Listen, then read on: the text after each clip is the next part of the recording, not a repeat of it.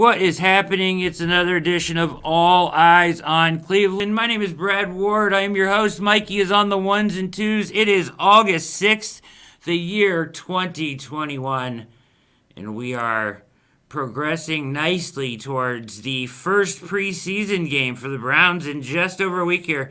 I have Jared Mueller, the managing editor of the Browns Wire, with me. How are we doing this evening, Jared? You know, Brad, feeling old, feeling excited. There's something so interesting and different about actually getting to root for, care for, cover a team that's good in Cleveland. It was an experience with the Cavaliers when I was covering them throughout their, LeBron James years, all that stuff. This feels so interestingly different. Like we're all like eggshells. Christmas is coming. We got a lot of that kind of that going on, but we also have that Cleveland. What's going to fall apart, right? Like, even in some of the conversations we're going to have tonight, it's that, but are they going to be able to figure it out or is this going to happen, all that. So it's just such a really interesting dynamic. And honestly, it's a lot more fun than the fact that I don't give a flying rip right now about any mock drafts. That's so exciting for me. That is exciting. Absolutely exciting. That's a joy to not have to care about that right now. So, day off, and then they're back today, right? So, back in the flow of things at camp.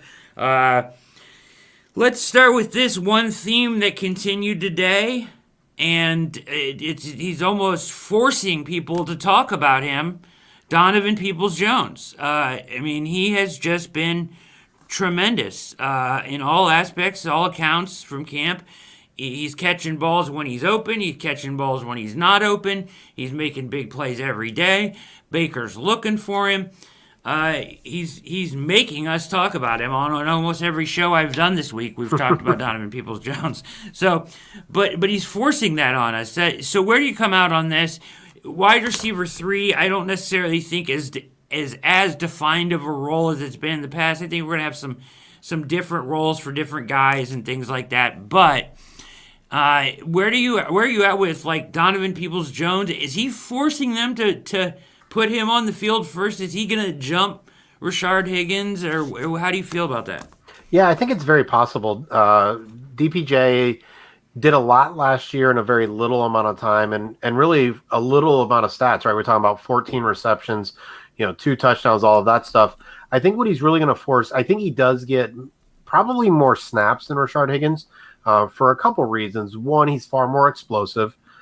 So he replaces Odell Beckham Jr. at times when OBJ needs a break. But I also think he's a better blocker. And I think that's something that we saw last year in a variety of different runs or passing attempts. And so if you have Donovan Peoples-Jones and Jarvis Landry, both who are willing blockers and good blockers for what they are, you don't have to have 2 tight ends on the field as much. And so you have an opportunity then to have either of them, in line, like almost as if they're a tight end. And Higgins is very good at what he does. But I think Donovan Peoples-Jones just has a little bit more when it comes to explosiveness as well as a blocker. And we saw a lot of that willingness his rookie year. What it really brings up to me, though, that's interesting is what wide receiver actually plays on special teams at all, right? Anthony Schwartz wasn't really a returner. Rashard Higgins doesn't play a ton of special teams or hasn't played a ton of special teams.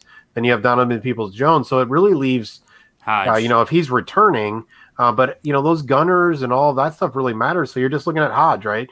Darrell Hodge. So, yeah, I think Donovan Peoples-Jones has forced himself into that conversation. And I think it's really fun to see.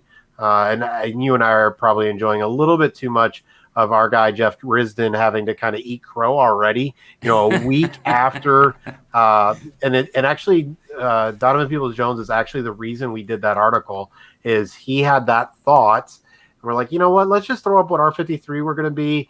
He'll write it up, argue it out a little bit or whatever. And it was primarily because of his belief of what was going to happen there. And it's less than a week later, and that article is going to I'm going to dangle that over his head for the rest of this season. Fantastic. That's a must do right there. That's awesome. Yeah, Jeff was on earlier this week. We actually talked about the same topic, so he certainly was eating crow. Yeah, so certainly, He was impressed. Here's where I'm at with this. Like, Donovan Peoples-Jones, Jared, for me, I'm impressed. His body looks different, when you just look at him. You can tell he put in the work in the offseason, and he kind of NFLized his body. That's not a word, but I just made it one, right? NFLized his body, and he has those traits, the leaping ability, the exceptional catch, the speed, the body, the strength, the height. He is the prototypical wide receiver. And after this year, we don't know what this room is going to look like, but I know he's going to be in it, and I know he's going to be a 1 or a 2. I think he's a perfect wide receiver 2 for the future of this team. So if you can give him more reps now, great. But I don't want to take away from the fact that, Higgins was freaking fantastic in the second half of last year. Like, thought he was going to go into free agency and somebody was going to make him their wide receiver 2. It just didn't happen. That's just how the market happened. And he wanted to come back here. I think he kind of knows where his bread's buttered. But, right. Like Higgins, though, I'm starting to believe this just from kind of reading the tea leaves and listening to comments and stuff. If you look at how it went down with Freddie, right? In the doghouse with Freddie. Last year with Stefanski, they started with Hodge as wide receiver 3. They went to Peoples-Jones. But Higgins, when he finally got his chance to get on the field, he doesn't let you take him off the field because he just makes one big play after another. So maybe he's not a very good practice player, and he's just a gamer. Like, is that possible? It is. What I've been told about Higgins is the example I've heard, and it makes sense for older players, is actually like a Zach Thomas, the linebacker from Miami back in the day, is he doesn't flash. There's nothing flashy about him. There's nothing overly impressive about him. So in practice, he's just there. He's just making catches, but everything seems routine. Everything seems just easy. He's just not. And so then when you see a player like Donovan Peoples-Jones and, even Kadarius Hodge is a kind of a speed guy, has that going on. As a coach, you're like, I can get more out of him. I can do more with him. But when the lights go on, Rashard Higgins literally is doing the exact same thing. There's no change. There's consistency. There's continuity. He was hilarious this week talking about, I don't know, you're going to have to ask God why me and Baker Mayfield have such a connection. But the reality is he is so consistent that for Baker Mayfield, who likes to know where his players are going to be, likes to just kind of have that feel, it just makes a lot of sense. So, yeah, he's not going to show out in practice. What he does in practice is what he's going to do in the game. It's not going to look significantly different. And so I think what's really more of the conversation is going to be total snap count. And then, as you were just kind of alluding to, then it's about next year, right? And the year after that, that's when it becomes really interesting. But I think this year, and we're probably going to talk about this with Greedy and some of the other players here in a second, is this year is going to be all about you got to prove it. If you're younger, you're going to have to prove it. We're going to play the guys that have the highest floor, that give us some ceiling, and you're going to have to prove that you have a high enough floor that I don't have to worry about you running the wrong route. I don't have to worry about you breaking it off incorrectly, and Baker Mayfield throws the ball where you should be, and it's an interception, pick six, gone. Right? So these young guys, Donovan Peoples-Jones, Anthony Schwartz, even, on the other side of the ball, Jacob Phillips, Jordan Elliott, across the board, these young guys are going to have to prove they have a high enough floor to compete at a Super Bowl consistency level, whereas in the past, we've only looked for upside because they weren't going to do anything, right? They're not going to win. Exactly. They're not going to go 500. So all we thought about was upside. It's totally different now. You can't screw the game up for us. Then we're going to worry about upside. So these young guys, really, that's going to be the focus this year, is really, where's your floor? Are you consistent? Are you doing the right thing over and over again? If not, we're only going to put you in those routes and those situations that we know you're going to do a good job on. And if that means Anthony Schwartz is running down the field like Travis Benjamin and that's it, he's just running nines and flag routes, fine. Go ahead and do that. And you bring up the point right there that I was going to get to next. Is it's very possible, I think, that this just turns into a timeshare at wide receiver 3 across 4 different guys that can have 4 different skill sets, and nobody really shines or takes off, but it's just kind of, we have Higgins for this, we know DPJ can do this, we like Hodge because we know he'll be there where he's going to be, and we know he'll catch it, and we've got Schwartz to throw the deep ball to. I mean, and DPJ. And maybe they just kind of, they all play a role, and there's no real defined wide receiver 3, like, this guy's going to get 400 snaps. That's very possible. It's really going to be hard. I mean, you look at, there can be 5 skilled players on the field at any time, and one of them's going to be Hunt or Chubb or both, right? And then you have Hooper, who is starting to kind of get rid of some of the weight. His quickness is coming back. Some of the speed stuff's coming back. David Njoku is still an athletic marvel. Odell Beckham Jr., Jarvis Landry, we've already hit 6, right? And then you add Harrison Bryant. You add all the other receivers we just talked about. And so you really are going to see a lot of rotation. I could see, outside of Nick Chubb, the Browns being the most frustrating fantasy offense. Nick Chubb and Baker Mayfield. Their weapons, who you really don't know. And I think they are going to play the hot hand. And what I've heard from Odell Beckham Jr. this offseason, and anytime he's talked, is he's talked about one play. He hasn't talked about, all the plays and lots of yards and touchdowns. He's talked about the one play. And I think he has seen the light that he can still be a dynamic receiver and have lots of yards. But if it doesn't matter for the team, it doesn't matter for the team. So I could see the Browns' weapons as a whole. You add it all together, you're like, wow, they had a really good year. But individually, fantasy folks are going to be really frustrated with Kevin Stefanski. Absolutely. Just a lot of footballs to go around, and you're absolutely right. I had my fantasy special earlier this week with 2 guys, and that's what they said, too. They're like, we love Nick Chubb. He's going like 6 ADP in first rounds. Everybody loves him. Baker is a good guy to take in daily fantasy because he's cheap, and he'll have like real high upside games. But other than that, Jarvis, maybe a middle round pick, but OBJ's a gamble. And after that, we just don't know how it's going to play out. And that's good for the Browns when you face if they don't know how we're going to do it, that's a good thing, I suppose. A lot of weapons to get the ball to. You're watching All Eyes on Cleveland. We are doing training camp breakdown for the second time this week.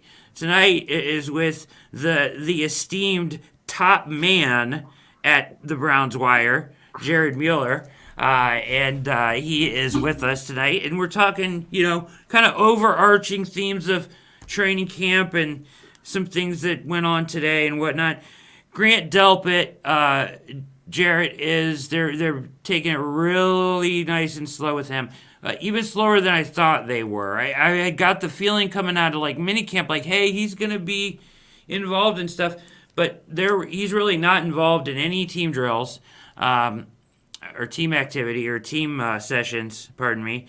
And then you've got Greedy Williams, who they're being very careful with, but is getting beat. He got beat a couple times today, I guess, by Peoples-Jones on a deep ball. And then, you've got Newsome, who's a rookie, first-round rookie. Where do you come out with all these guys? I was hoping Delpit would be further along. I understand you're taking your time with him.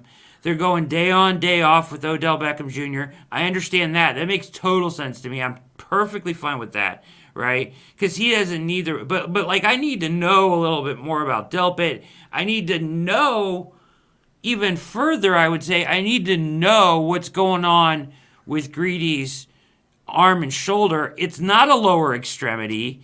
You've got the pads on. Let's find out now before we get to week 1. Like, if he can't do it and that nerve isn't going to be right, and he can't hit anymore or do whatever he needs to do anymore at corner, we need to know now, not week 1. Yeah, it's an interesting group. Grant Delpit, an Achilles injury is probably one of the few things left in sports that is still the riskiest thing in the world. ACLs have just become kind of commonplace, right? Yeah. Odell Beckham Jr. 6 months later is running sprints like I'll never run in my life and can barely imagine running in my life. So Achilles have just become such an interesting issue in what they can do and what the concern is and the athleticism and all of that kind of stuff. Cam Akers, the running back for the Rams, just had his just happened this offseason. Yeah. So Delpit is going to be a really concerning player for the Browns and someone that I could see being a frustration for a lot of fans, but someone the Browns think is a long-term stud safety.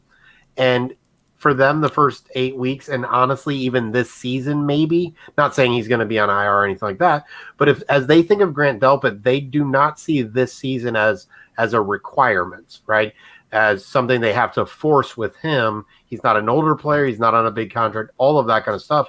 And so that Achilles injury is going to be babied in so many ways, which is why John Johnson was signed, why this hamstring injury for Ronnie Harrison is really important. I do think they'll end up having Grant Delpit, but they are just not going to take any risks. They're going to every day check the flexibility of that Achilles. They're going to check the strength of that Achilles.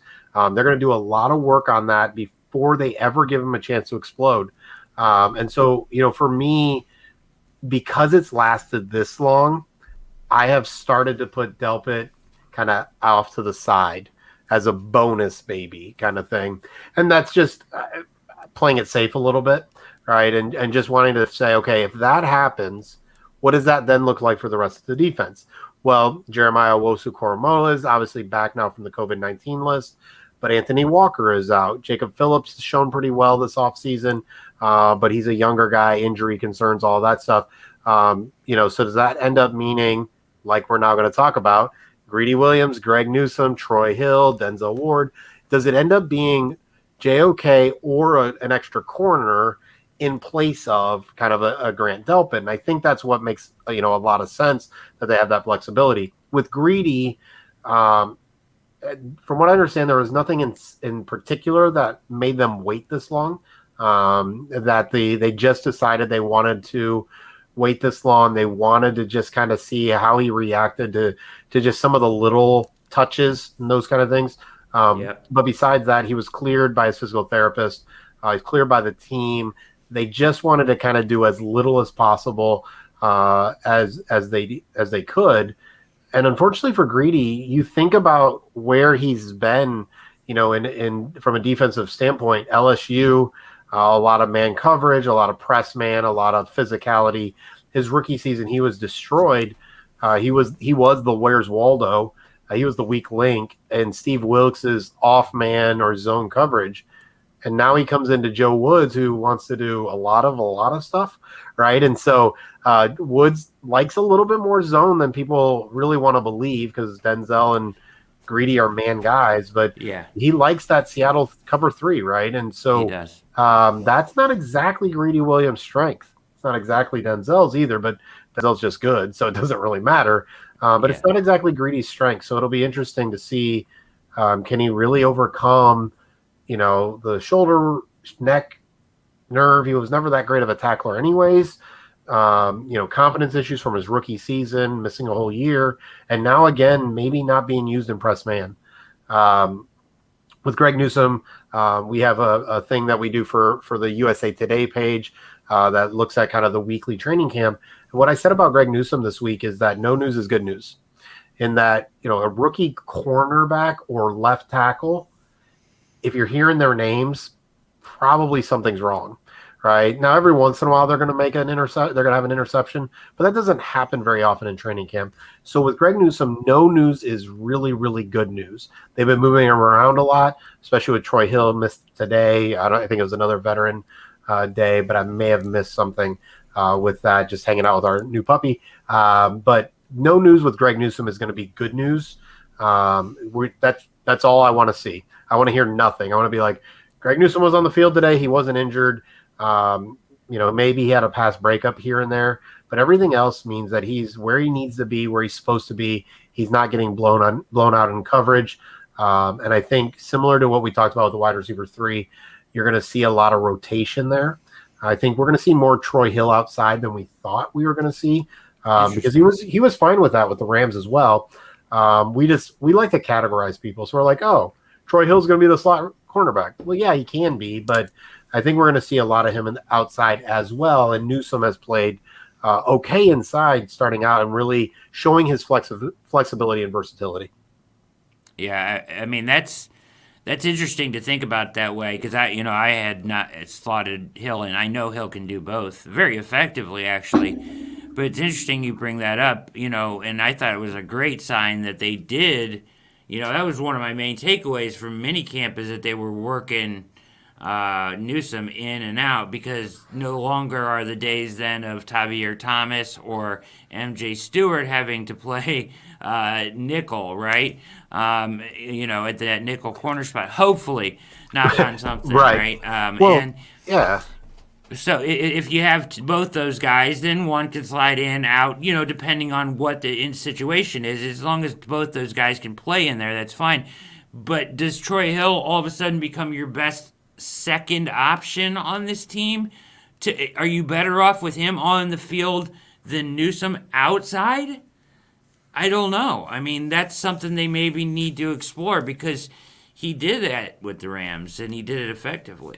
Well, and I think the other thing it's so hard. I mean, there's going to be tons of things this year that are hard to get out of our habits. Besides, the fact that we're used to covering a losing team. Yeah. Watching the Hall of Fame game, I saw Micah Parsons, and I was like, "Why is the wide receiver able to move around like that? What is happening?" Right? It was just a highlight, but I was like, "Why is it number 11?" What is happening on this? Oh, crap, that's the defender wearing number 11 as a linebacker. Like, I was very confused. When I do my game predictions, I promise you I'm going to come on a podcast somewhere and be like 13-3. And if the podcast host doesn't pay attention either, they're like, oh, okay, 13-3. No, there's 17 freaking games. And I say all that to say, we talk about outside corner and inside corner. The reality is how many times is Tyreek Hill lined up as the third inside guy, and then next time he is isolated outside right? How often is Travis Kelce as the second slot, and then there's and then outside, and then actually at tight end? And so I think a lot of times we kind of get stuck in our head a little bit on slot corner, wide receivers and where they play, all of that kind of stuff. When the reality is some of the most exciting things I saw out of the Browns last year were Kareem Hunt split out wide right, and there was Odell Beckham Jr. and Jarvis Landry inside of them, and Odell is the closest guy to the right tackle. So I think when you think about the cornerbacks, you really want to know who can play in certain areas, who feels comfortable with the boundaries. Really, honestly, at some level, it's harder to play inside, right? You have no boundary. You literally are playing option routes all day, every day. So it's just who's comfortable in there and who can play outside, who has enough physicality, understanding of route combinations, those kind of things.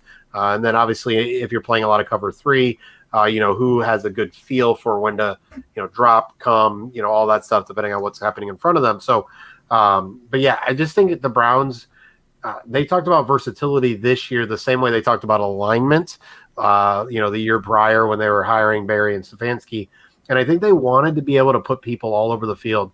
Tony Fields got drafted. They didn't really need that guy, but he's versatile for down the road, special teams, all that stuff. Same thing with Newsome, Delpit, Johnson, Harrison.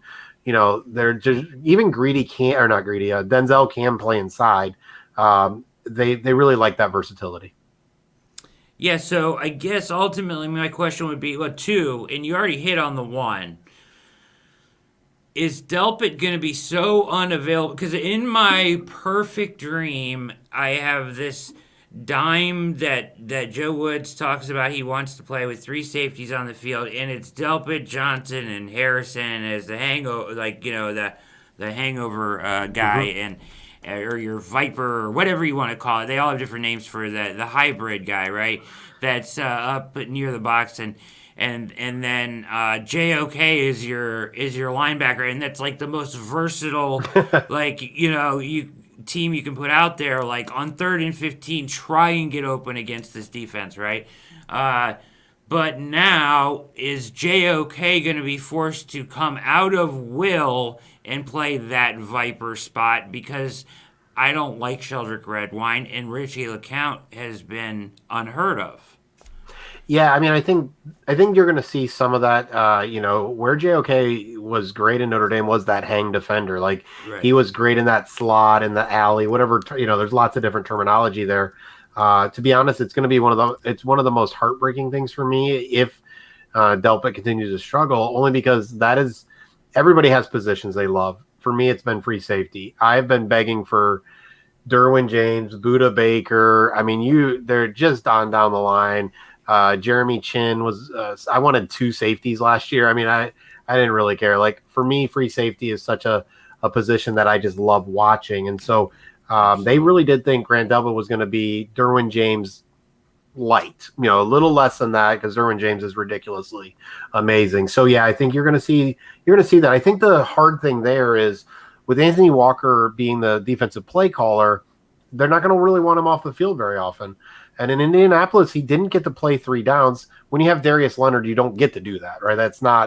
You don't take Darius Leonard off the field. So I think it's not as big of a deal that JOK then would kind of come in for Delpit, because Walker's probably going to be on the field more often than we thought when he was first signed. I mean, 1 year, $4.5 million, whatever in that range that he signed for.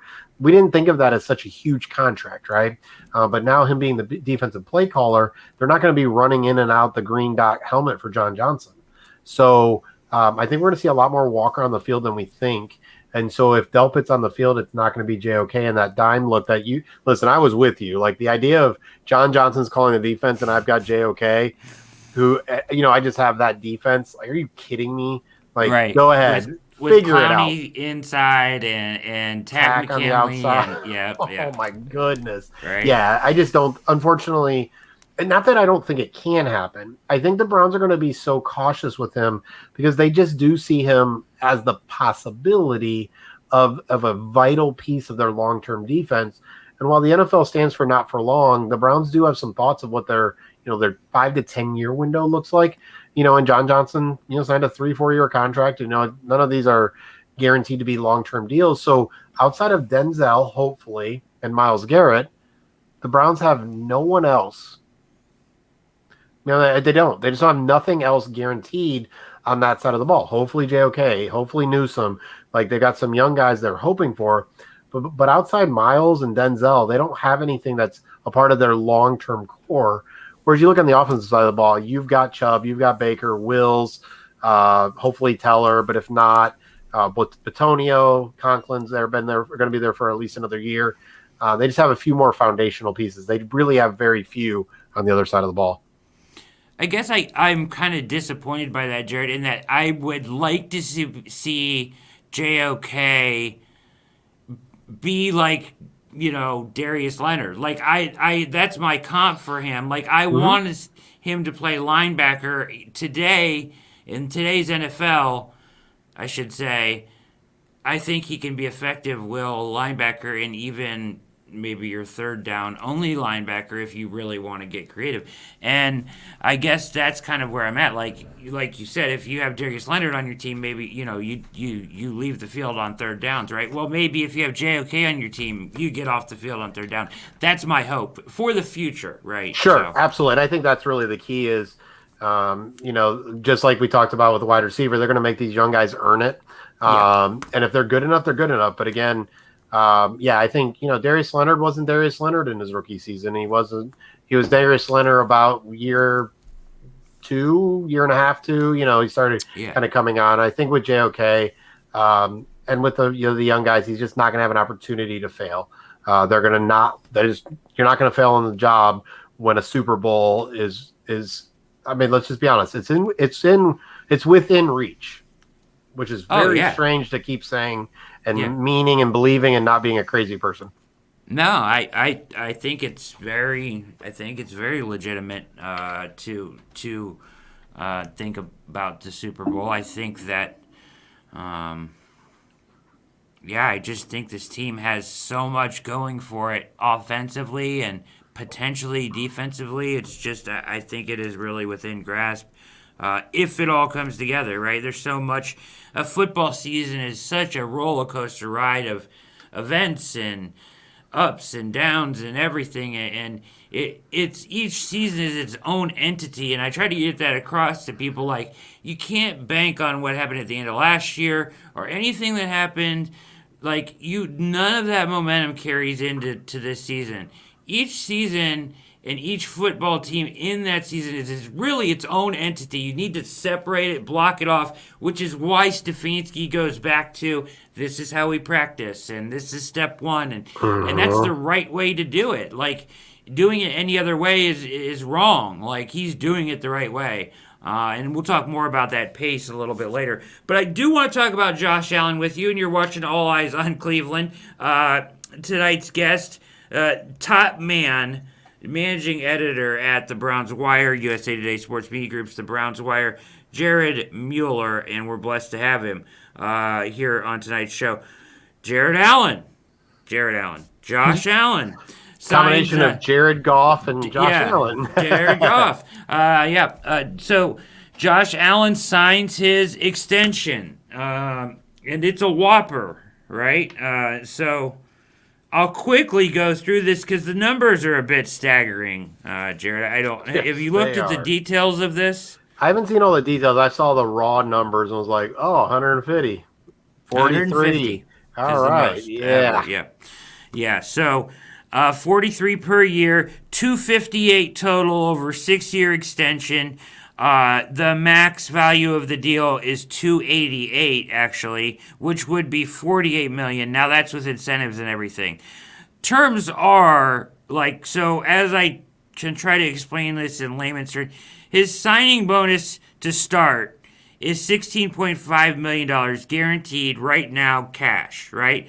2021, this year, which is still on his rookie deal, fully guaranteed at $920,000. Who cares? That's pennies now, right? Right. 2021 roster bonus $2.6 million, fully guaranteed. 2022 option bonus of $42.4 million, fully guaranteed at signing. His base salary, 4.1, that's fully guaranteed. They're doing that to prorate it, I'm assuming, right? So then in 2023, his base salary goes up to $27.5 million. That's fully guaranteed. 2024, roster bonus $6 million, becomes fully guaranteed 5 days after signing. Why? What's the point in waiting 5 days? I have no idea. 2024 base salary, $24 million, 10 of which becomes fully guaranteed the 5th day of the 22 league year. So to explain this properly then, the other 13.5 becomes guaranteed the 5th day of the 23 league year. So his 24 base salary becomes all fully guaranteed by the end of 23. So it's basically guaranteed. Like, it's guaranteed now, basically, right? Unless he were to die, he's going to get that money, right? Basically. Yep. Or retire or whatever. 2025 roster bonus, another $25 million. 16.5 becomes guaranteed on the 5th day of 2023 league year. Guaranteed a year and a half in advance. 2025 base salary, $14 million, and it goes on and on. Eventually, in 2027, 26, and 20, basically in 2026, 27, 28, it slows down. There's roster bonuses combined with base salaries of around $40 million each year, the rest of the way, and that is not all guaranteed. However, he has a ton of incentives that he can guarantee some of this stuff onto it. As we said, it maxes out at $288 million. I mean, it's crazy. It's the most guaranteed money in any contract. It's 43 APY on the surface. He gets 130. Listen to this. Last figure I'll throw you at, because this is a whopper. $138 million of that 150 guaranteed, he will get in cash by year 3. Oh, my goodness. So this is a really, really nice deal, Jared, that they worked up for him. 43 maxes out at 48. What does this do? We don't really care about that. That's fine, whatever. But it does affect the market big time for Baker. How does this affect Baker? Well, I think it affects Baker in a lot of ways. The first thing I do want to say is I don't know how much money he needs to give to Brian Daboll and to Sean McDermott, but they set him up for success. So Lamar Jackson, same thing happened in Baltimore. They set him up for success, right? And so with Baker Mayfield, probably the opposite, right? He hasn't been set up for success. What I think it does with Baker Mayfield is it puts an impetus on what bluntly the Browns would have loved to get a deal done. Baker has said, sure, get to a number. I don't know the number, so I'm not reporting that. But Baker said, if you want to do this, we're going to get to a certain number area right around above Dak Prescott. If you want to just knock it out, we'll knock it out now. If not, I know what I can do. I know what this team can do. I believe in what Kevin Stefanski is doing. So that's up to you. And now that number is higher than Josh Allen. While Baker Mayfield while fans and media talk about what has happened, players and teams are paying for what's gonna happen. And the Browns believe that Baker Mayfield is scratching the surface. Baker Mayfield knows he's scratching the surface. And so now this is just another number. Does he think he's going to get the complete contract Patrick Mahomes? No, he absolutely knows what that looks like, why it won't happen, or at least probably is not going to happen unless he literally wins the Super Bowl and an MVP this year. But he believes he's going to show this season that he should be number 2. And so number 2 prior to this was Dak Prescott. Now it's Josh Allen, and it could be Lamar Jackson, right? And so Baker Mayfield believes this season he can prove that. And so for him, it's no question, it's just going to change the number a little bit. It's not 40.5 or whatever Dax was. It's 43, whatever this one is. And it's going to be structured in such a way that he's getting 150 in 3 years, not 130 or whatever whopper of a number that you just said. Baker is probably the most competitive person you've ever met in your entire life. Just is. And so he's the guy that says, give me 1 penny more. But he also goes, yeah, you know what? Really, I meant $1 million. Like, he's just that guy. And it's not about money. It really isn't. If Baker could adjust that and get that kind of credit in another way, he would. But he's not the guy that's taking a discount. He's just not. But it's not because he needs the money or he's arrogant or he's any of those things. The dude will try to outrace you to the bathroom and try to drink that jug of milk before you can, and probably would fail the saltine challenge and start coughing up them saltines. He will do that because he is that competitive.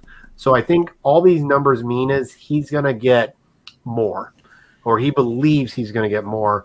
And for the Browns, at some level, okay, if we pay you now, you don't have that chip on your shoulder. So if you're only going to settle for more than we're in that area of Josh Allen, Lamar Jackson, well, there's no point in us doing that now. Let's go ahead, put that chip on your shoulder, prove it, then we'll pay you, because they really don't have a problem paying Baker Mayfield literally almost anything short of the Patrick Mahomes, mega whopper, 10-year, $500 million, and all that stuff. Yeah, and I don't see that happening. So yeah, I'm with you there. I feel like. Well, I said this. The Browns have reached a point where they're okay with waiting just because I think they are at a point where they know that their figures that they desire are so far apart, and they know that a deal is going to get there. It's just kind of a matter of this playing itself out. Now, so I think they're fine with waiting, and I think Baker's camp is fine with waiting, and eventually we're going to get close enough here to football where they're going to say, focus is on football, boom. It's and I think Baker will be the last of the 3 to sign his deal. I just do. I feel pretty firmly about that. Yeah, I mean, Lamar Jackson, being his own agent, plays a little, makes that a little iffy because you just never know where that's going to go. There's no book for that. But yeah, I agree. It's true. I think at this point he has a little more momentum than Baker does, just because I think that both sides are okay with it, the situation, and like you said, Baker will bet on himself. He has no problem doing that. He's done it time after time in his life. And then I hear people say, well, isn't Baker the kind of guy that'll take less hometown discount because he'll want to win and he'll know the importance of winning? No, I don't think he is. Because I think people forget this. Players have a responsibility to other players to get every last dime. Like the NFLPA frowns upon the idea of you taking less money because their job is to raise the market as high as we can get the market so we can all get as much money as we can get. And really, I think Baker probably is right there believing in that as well. And as you said, it's competitive as well. A lot of people will throw rankings at me. Well, he's like the 11th ranked quarterback, da-da-da-da-da. He should be paid like the 11th. He should get $33 million or 30. I don't think those numbers even enter his mind. I think the number right now for him is probably like 40, like Dak, because for me, that's the market. It's not about ranking, it's about timing, like you said. It's the market and paying these guys is all about timing.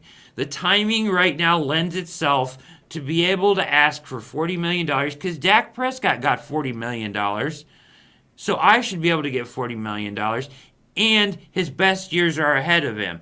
You're not paying him for the 2019, his bad year, or 18, or whatever. You're paying him for the years that he's going to have with Stefanski, where he's going to be an elite quarterback. And right now, I mean, you could say that he could go out and be in MVP conversation this year, and they could really have to pay him. Like, you know, but that's a good problem for the Browns. So I'm not worried about that. Like, that's a really good problem to have. It really is. And I think, the other thing is a lot of people will bring up Tom Brady. He's unique, right? That he's the one. The reason you bring up Tom Brady is he's the one. Drew Brees was getting 40 or whatever he was getting for when he was 40 or whatever, whatever that looks like. Tom Brady was unique in that he was the one guy. That's why everybody can talk about him. And the other thing is he also didn't make as much money as his wife. Like his wife is making 10 times the amount of his money. So for him, whatever, I don't care. I'll make 10 million because she's making 150 a year, 400, whatever the heck she was making.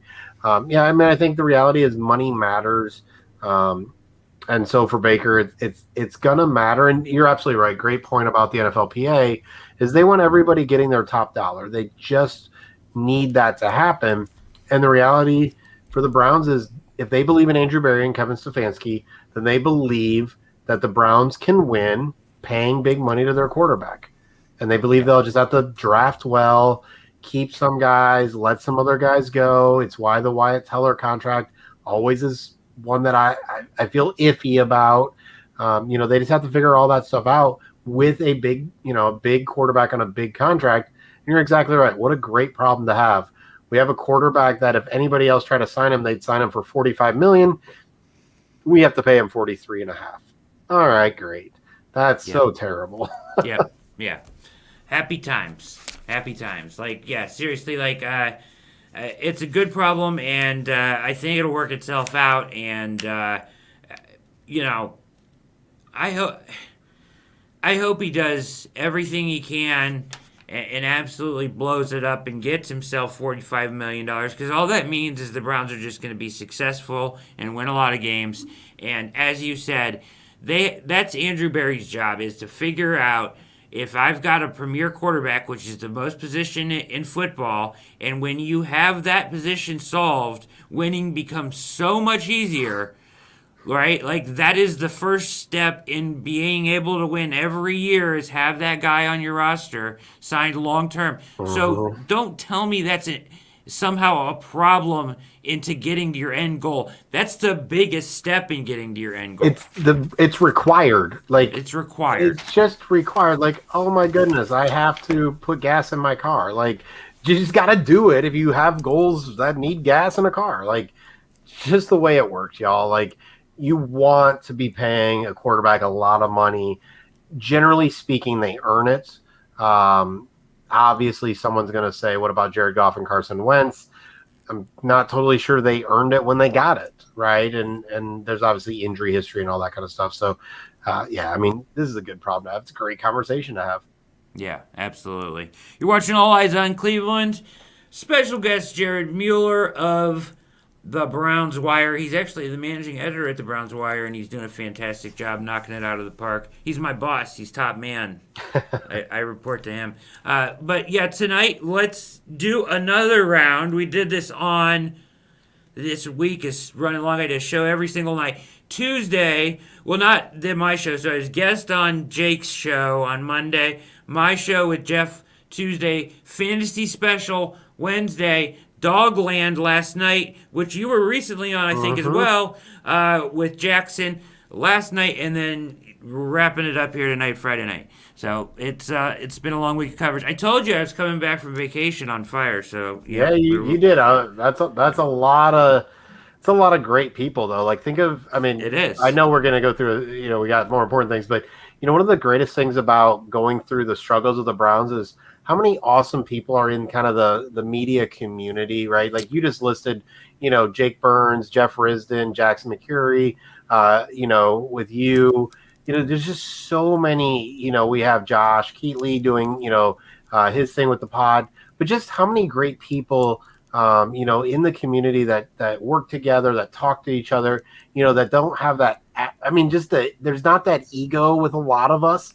It's just been a really cool blessing to be a part of that growing, and now kind of getting to celebrate together and kind of getting to share that, like, holy crap, they're good. Yeah, I mean, it's awesome because nobody's ever like, no, I'm not going to do that or this because I want to be better than you. It's just kind of everybody in this media community is just kind of like, yeah, let's do it. I love talking to you. I love talking to you. Let's put together the best shows we can for this fan base, and that's a great attitude and an awesome way to do it. Really good people. You're right. Very well said. All right, stay or go. We did this with Jeff. I got some different names on here. You ready to go? Stay or go. Will they make the Browns roster? Stay or go. You ready? Sure, I have no idea who's on the list, so let's go. You don't know. That's part of the fun. I have my little answers written next to them, so we'll hash out the ones that we have a difference of opinion on. Okay. Sheldrick Redwine. See ya. Yes, sir. That dude does not know. I mean, I don't. Seems like a nice guy. Doesn't really understand concepts of football. My problem is, where the hell is Richie LeCount? Because I expected him to win that job, and Richie LeCount is nowhere to be found. Yeah, I don't know either. And and it's another area where, with the Browns' depth on that offensive line and maybe even defensive line, that you may see some adjustment in trades where, offensive line is way more valuable, generally speaking, than, a fourth free safety. But that may be where you see Andrew Berry, who, man, that dude defines aggressive with, I'm just going to keep on making moves. Like, I don't care. I'm going to move on from this guy. I'm going to get this guy. I'm going to trade this guy. I'm going to sign this guy. I don't care. I'm going to keep it going. Yeah, and that offensive line, like, I think it was last night I was talking with Jackson about it. Like, the second-string Browns offensive line could probably start for some teams in the NFL right now. It's pretty incredible. So, yep. That's certainly dealing from a position of power that you're talking about there, if he chose to go that route. Second name on Stay or Go here tonight on All Eyes on Cleveland, A.J. Green. Oh, he's going to stay. I have been a big fan of Green last year as an undrafted free agent, Oklahoma State. I think they have a lot of hope in him. Now, is he going to be that, fifth kind of corner? Fine. But A.J. Green has actually shown really well in training camp this year, and he is someone that I think pretty highly of. And even if Greedy Williams just can't make it back from his injury or isn't good, I mean, he's a second-round pick and he's a no name, but I think they feel a lot of confidence in A.J. Green. Really, the only disappointment I have is that A.J. Green, the wide receiver, is in Arizona, and I don't get to see A.J. Green defend A.J. Green. That's really all I care about there. Green. Yeah, I agree. That's a tough one. Although they play Arizona, so you might get to see that. Oh, there we go. All right, so A.J. Green, here's my question. I just don't know if there's enough room. Because you go, I mean, when you talk about the breakdown of a roster, you go four corners. Well, if Greedy's part of this, there's already four there to be spoken for.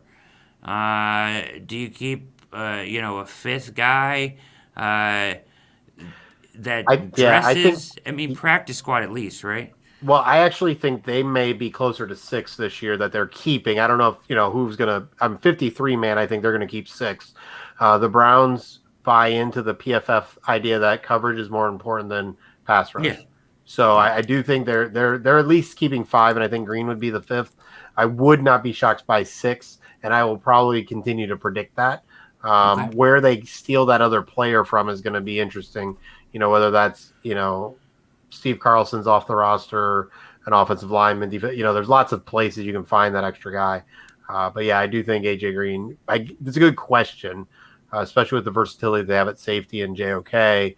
Do they carry more of other areas using the versatility, that they have elsewhere? Yeah, no, it's something to look at and pay attention to because he's certainly been playing well, right? He's had a great camp, no question. Marvin Wilson. I think they're hoping he gets injured. By the way, I'm sorry, I forgot to do the wink.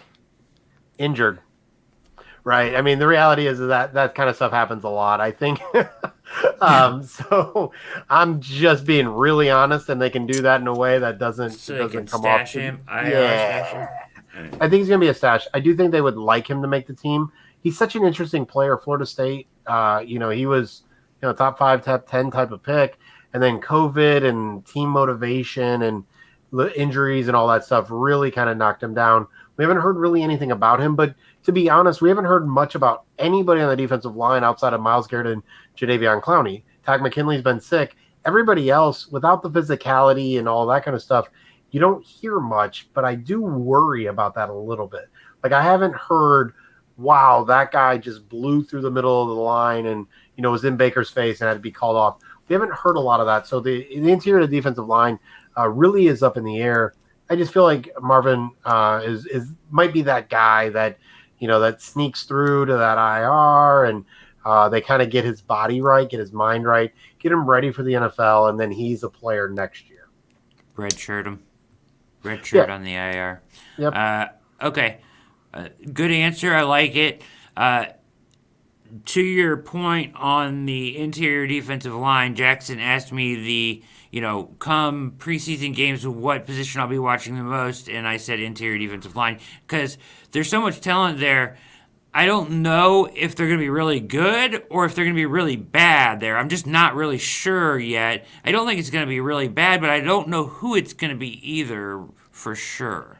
And I think that's a great way to say it. Like, I'd say this. I like everybody they have there. Like, I'm even really intrigued by Malik McDowell a little bit. Like, he's got that Calais Campbell body thing going that's really impressive. Linear, all lean, all that stuff. On the other hand, there is not a single player on that interior defensive line that I wouldn't replace. Like, I know that sounds so weird to say, but like, yeah, I like them all. But there's none of them I'm like, oh, they traded that guy? No, the trade's got to be right, but there's just no one there that I'm like, yeah, that guy, he's going to be the guy. Malik Jackson, like, we talk about him as if he's just sliding into Sheldon Richardson's spot. He's not Sheldon Richardson. That's just not happening. Exactly. Right. So, yeah, I think interior defensive line is going to be so interesting to watch. And again, hopefully in the passing league, you're going to see more Clowney, McKinley, Weaver, Porter, Gustin, Myles Garrett, and have them kind of rotating inside. Because they do have a lot of guys at defensive end to make up for what just doesn't seem like they've got the upside in the interior defensive line right now.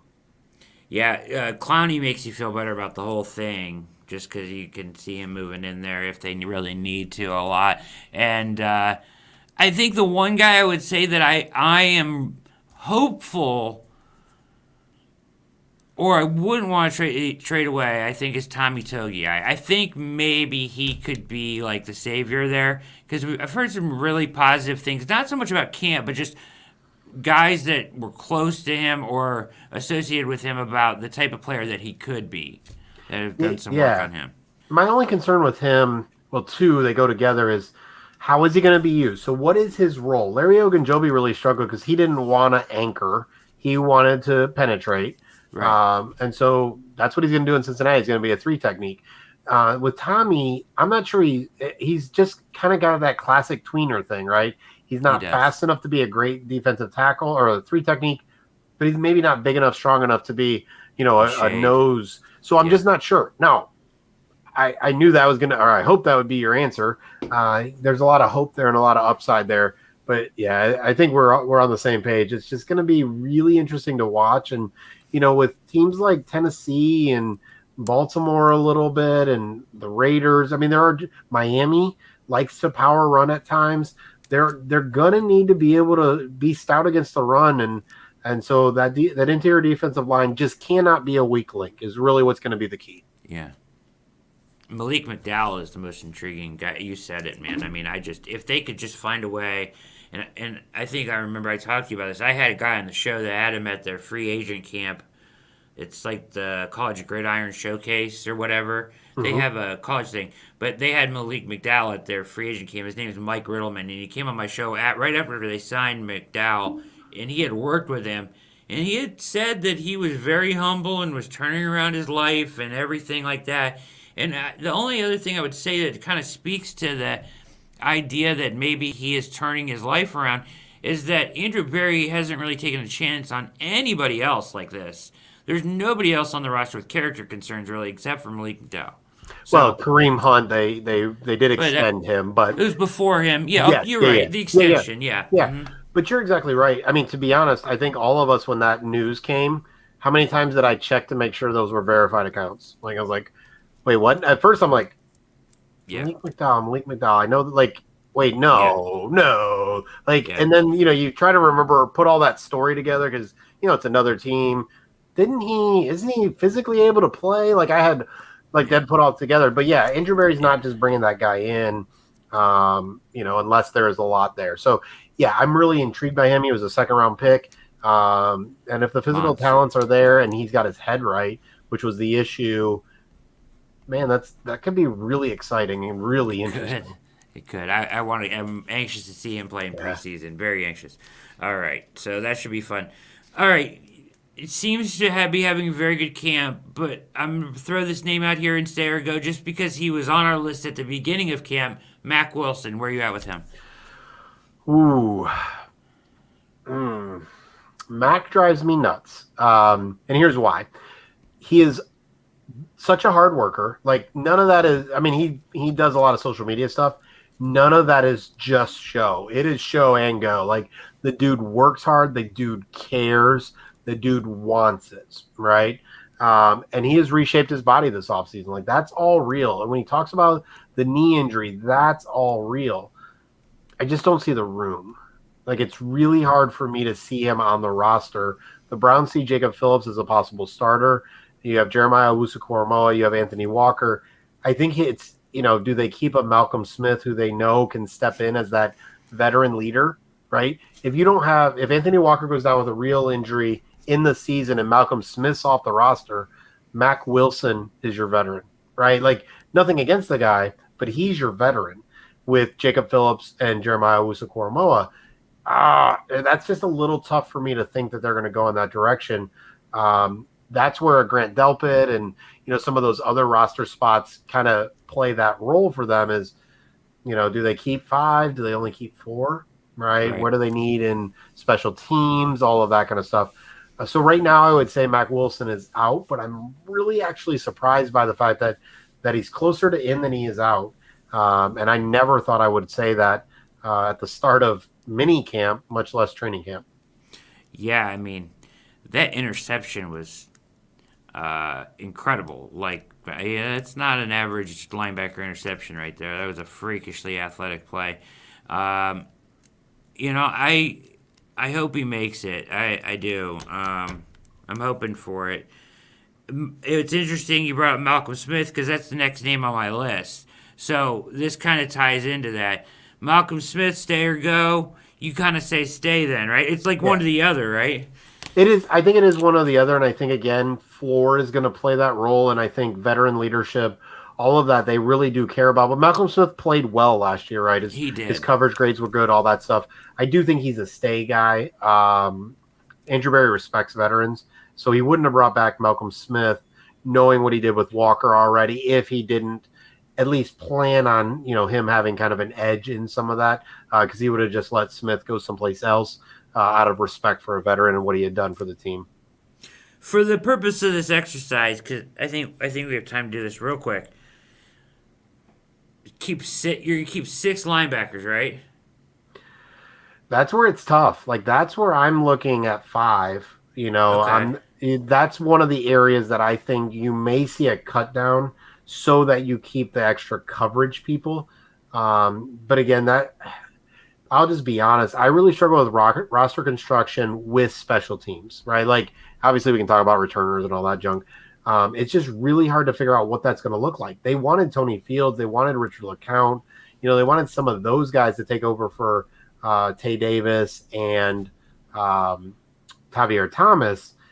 Can they do that? Or, does that mean they're going to keep Elijah Lee, who is a special teams ace in and of himself, or a special team quality player in and of himself? So I think they want to keep 5, but I think special teams will decide if they keep 6, or do they really just go crazy and keep 4, and just, if they can't, if 4 is not enough, then they'll figure it out some other way. What about JOK, A-Walk, Sione Takitaki, Malcolm Smith, Jacob Phillips? I mean, that's your 5, right? Yeah, I think Sione Takitaki is going to be interesting along with Mack Wilson, but he does things different, right? He's just a different player. Yeah, he plays the run well, and yeah, I think if Fields was healthy, he might fight for that 5th spot as well. I think he's another guy that's gonna probably end up on IR. He's missing valuable time, man. They really are. And again, for a team that wants to win, they don't have time for that anymore, right? Like, upside is for next year. Upside is for throughout the year, but right now they just don't have time for that. So yeah, I think that's probably your 5. And then, you see what happens with Walker's injury. He should be back, all that stuff. Yeah, I think that if Mack Wilson plays well enough, because the roster rules are the same as last year with COVID, right? So I think they can keep Mack Wilson around and not dress somebody. So, you know what I mean? Because I think that they're able to dress 50, what was it last year? 53, 58, 53 or something like that with the practice players. Well, yeah, they had more on the practice squad, and they still dressed the same amount, but they were able to be more flexible with that. Yeah, I think some podcast I was on at the end of last year, I said if I was Mack Wilson's agent, I would tell him to slim down and become a strong safety, because coverage has never been his problem. It's really been in the run and just kind of hitting, being in the right position and all that stuff. So I do think, as we value coverage, Mack Wilson fits that.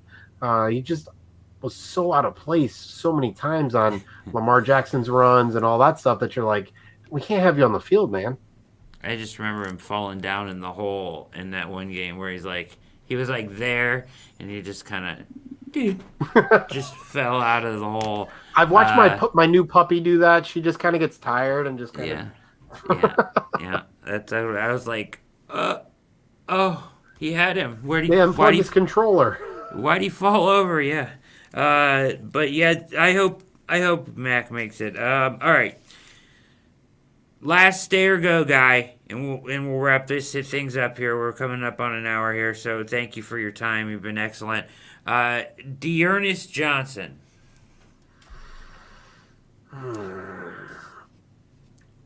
I don't have a freaking clue. Goes. I think Demetric Felton, they're using him in a variety of ways. I don't think they're overly worried about having a third back. Honestly, I think they're also like, you know what, if Hunt and Chubb go down, we're just going to throw the ball a lot. Like, we're going to have to change it up. And they also, what we know is you don't actually have to have a good running game for play action to matter. There's tons of research on that now. You don't have to have a good running back. It doesn't. You just pretend like you're going to hand the ball off, and all of a sudden. Yeah. So I think D'Ernest Johnson is off the roster. Do you actually agree with that? I do. I think that there is no chance he makes the roster, actually. I think that Demetric Felton brings so much more than he does. Like, he's magical with the ball in his hand. He can bring a lot of stuff to the pass game, and he brings an element that they don't have really in the run game. They don't need a third guy that can run between the tackles. They need a guy that can do what Demetric Felton can do. And I like Felton. I think he could be a nice piece moving forward. That's a great way to look at it. Yeah, they don't need that third guy. And if D'Ernest Johnson is your starting running back, I'm not sure you're that happy about it. So right, yeah, absolutely, yeah. And I mean, Felton can run between the tackle. I mean, I think, if he had to. So I mean, Darren Sproles did it. Right, yeah, absolutely, no doubt. And then, like you said, they'll just throw the ball anyways if that comes down to it. Browns could beat you in a lot of ways this year. That's what it'll be fun. All right. Final thing here for us, Jared, as we'll end on this note. We've seen Dan Campbell and the Lions get in a fight, and we saw the Giants and Joe Judge get in a fight, and that's fine. Like, I had it up on my screen for Jeff earlier this week. Do you like fighting in training camp? Because some guys like it. Like, they want to see that competitive spirit. Now, the Browns have been very, very professional. They're taking care of each other. Even in pads, they're kind of going at a pace that's not really pad-like. Like, they're not... I caught a glimpse of the Steelers practice. Now, I know they're further along because they had to play last night in the Hall of Fame game, but they're tackling to the ground. Like, it looked like a real game. Like, they were... Najee Harris was getting tackled to the ground. Like, the Browns they're not even close to doing that yet, right? Like, it's still touch and knock the ball out. It's thumping and it's that kind of stuff, yeah. Yeah, so... But I like that they're handling that way, and he's being very conservative with his Beckhams and even other veterans. Landry, that you get a day off. Clowney gets a day off. Like, I like it. Like, it's a very professional approach. But when they're in there, expected to work hard, but take care of each other, and the practices seem very efficient. He's coming away like. Almost every day, Stefanski, the next morning, feels like he got accomplished what he wanted to the day before, which makes me feel good because I know he's super freaking detail-oriented and prepared, right? Yeah. Like, this guy is thinking like a million miles out. Yeah, and I think we've all been in, there's always that little meme where it's like the ribbon that says that meeting could have been an email, right? Like that kind of concept. Kevin Stefanski doesn't have any of that. People get done with what they need to do, and they're like, that dude respected my time. Like, that guy respected what we needed to get done, got it done. I think what the reality is Stefanski's team, the guys that he has, the leaders that he has, are super competitive, aggressive dudes. He needs to dial those dudes back, right? And he needs to kind of ramp them down a little bit versus ramp them up. And so he's doing that. A lot of the days off and all that stuff is – you got to keep Odell Beckham Jr. and Jarvis Landry and even Jadeveon Clowney at some level from hurting themselves. Yeah. I think if you had a different, I know everybody's going to say, oh, I love that mindset that they're that. I mean, you can be good and just a kind of a laid back, relaxed. Eli Manning is going to be a Hall of Famer, and that dude didn't look stressed a day in his life, right? Like he looked bored and all that stuff. So you can have some of that.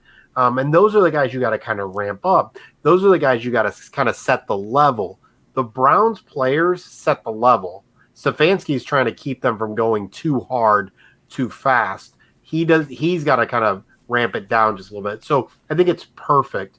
And that's really what we're looking for as a head coach that doesn't just do things one way. It's a head coach that looks at his roster and goes, no, these guys are going to set the competitive level, and I got to keep them down just a smidge. Yeah, I agree with you 100%, and I'm sure some people feel differently about this. I'm sure there are guys that are very stuck in how you should do a training camp and this and that. But, like, I agree with you 100%. I love the tempo, the pace, the efficiency, the very professional approach they're having to this training camp. It feels like they're getting a lot done. And, Stefanski, I mentioned this a couple times this week.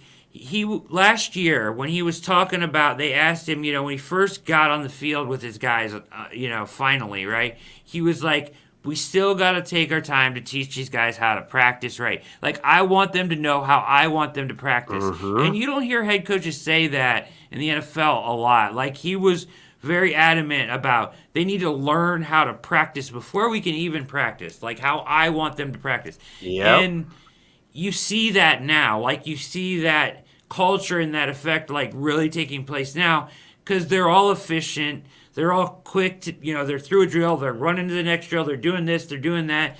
But at the same time, he's going to give you a break when you need one, this, that, the other. I feel like he's got a really nice feel for this team. Absolutely. And that's, from a leader, that's what you need. You need to feel your team. You need to know when you need to bite their kneecaps off and all that fun stuff that Dan Campbell, Jeff gets to deal with up there. I think that's a great way to say it. He has a feel for his team, and that, that came through last year. Like, even though he had to do a lot through Zoom and all that, he really understands his players. He connects to his players in a lot of ways, even though he's pretty dry, pretty, even keeled, all that stuff. He's not, Mr. Gregarious, but he's also not Bill Belichick. I'm never going to smile. And, he's just real to himself, and players really are attracted to that. I agree.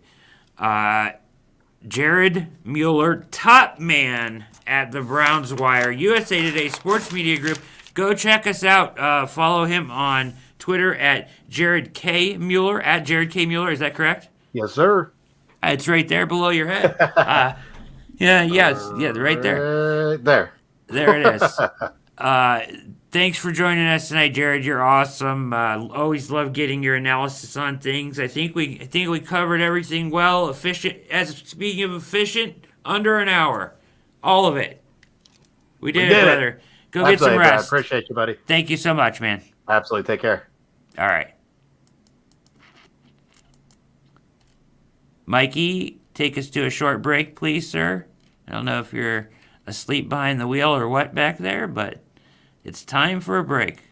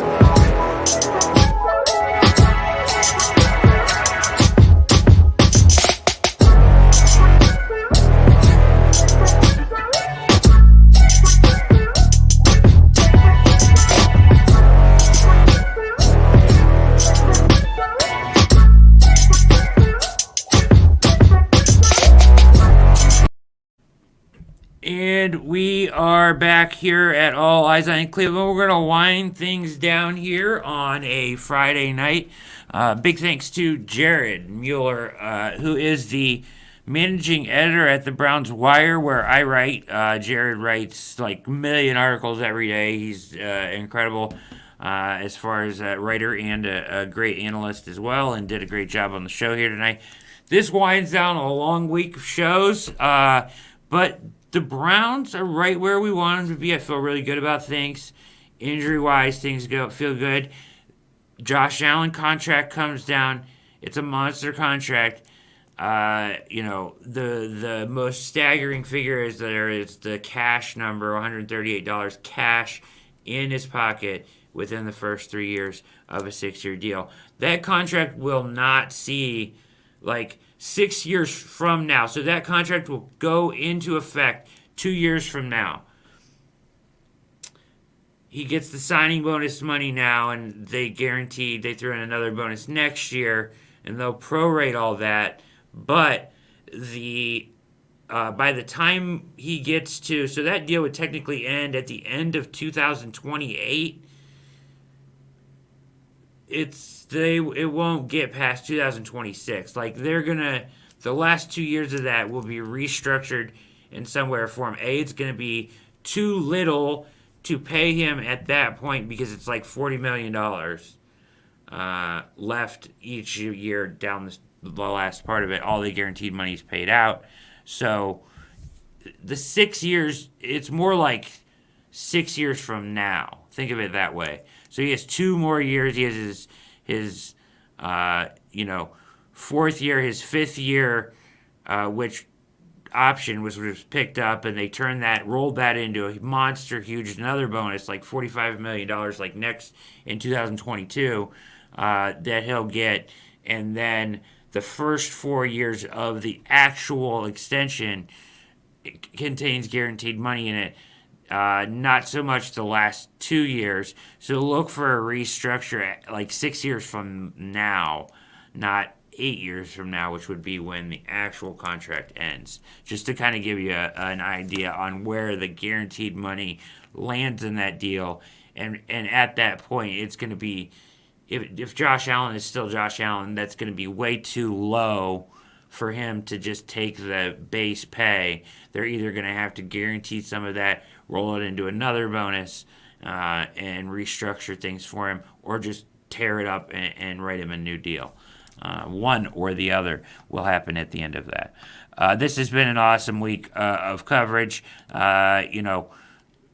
Feel good that although I want to see more Grant Delpit, as I explained, and I want to see Greedy test him physically with pads on and things like that, I feel otherwise like things are going really well and the Browns are as healthy as, A-Walk will be back and it's fine. I think Jacob Phillips getting reps at that middle linebacker position is good. Like, that's, A-Walk doesn't need those reps right now. Jacob Phillips, being the future there, can use those reps right now. That's not a bad thing. So I feel good about the health of this team, other than I just want to see, and I know it was his Achilles, so like Delpit, you have to take his time. But I do want to see like Greedy get tested physically sooner than later. Like, waiting to test him out physically on a non-lower extremity injury where it's like his nerve is firing. Do we know if he's going to be able to hit or compete at that level of physicality? And they're holding him out of team drills and stuff like that. Like, to me, that doesn't make sense. You got to test it and find it out now, because if he can't, then you maybe need to even add more depth at the cornerback position. You just cannot have enough cover guys. Certainly Newsome, I think, is going to start there anyways. I'm not depending as Greedy as a starter. I'm just saying, depth-wise, you need to have 4 guys that can cover. More than that. But 4 guys that can cover really well, especially if you want this defense to take a leap. And right now, if you count those guys off, that includes Greedy, Troy Hill, Denzel, Newsome. Maybe A.J. Green's that guy. I don't know. He's a camp hero so far, so we'll see how that goes. But these are things to keep an eye on. And I'm over-anxious on Grant Delpit, but I understand why they're being calm and easy with him. And I have no problem with doing, with giving Jadeveon Clowney a Veterans Day off, or Odell Beckham going at the pace he is now, which is every other day of action, makes sense. So it'll be interesting, and we'll breach this topic next week. But how do we think that they're going to play the preseason games as those are coming up? But based on the way that training camp has been handled, I would think that we probably won't see very much action for guys like Beckham, Clowney, guys like that in training camp, in preseason games. Maybe like a series in the third one. But I think that there's some guys that'll probably get held out of almost all of the preseason games. It's about the ones that matter for this team. This is a team that has a chance to compete for everything that we want them to. So handling them this way, I think, makes a lot of sense, and I think that Stefanski has a really good feel for it, as I said earlier to Jared. So this will be the last show of the week, at least I think, unless something crazy breaks over the weekend, or somebody gives me a call and wants to hop on the air. We can always do that. But Browns training camp breakdown here on All Eyes on Cleveland, presented by Blue Wire Hustle, also presented by Fanatics. Go get yourself one of the throwback white jerseys, training camp hats, shirts, everything. It's in the link below. While you're looking down there, hit like, hit subscribe. Keep coming back to All Eyes on Cleveland. We love providing this coverage, and we will continue to do so. Big thanks to Mikey on the ones and twos tonight, and thanks for tuning in to catch up with our training camp breakdown. Dog check back to you, Troy. Thanks for watching, brother. You're a good man. And we're going to get up and out of here. But camp again tomorrow. So, keep your eyes peeled on stuff there. I think tomorrow is Sunday. Is it Sunday? I think is the orange and brown scrimmage. So I'll be there. We'll talk. If you see me, give me a holler, and we'll chop it up and talk Browns. But thanks for watching All Eyes on Cleveland tonight. Go check out Vivid Seats and Fanatics in the links below, or at the webpage www.alleyesOnCleveland.com. For Mikey on the ones and twos, my name is Brad Ward. Hit the like button, hit the subscribe button, hit the notification bell on your way out. And speaking of out, we are out. Go Browns.